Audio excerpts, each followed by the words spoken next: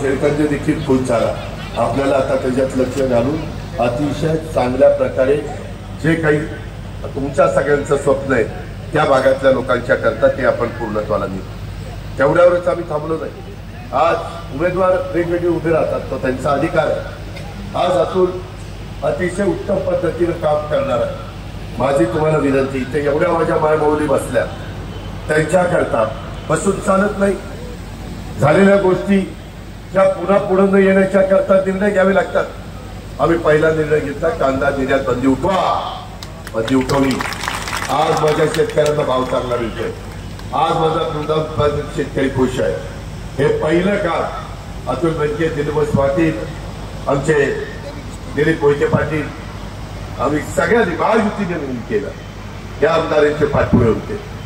एवढ्यावरच आम्ही थांबलो नाही. क्रीडा कारखाना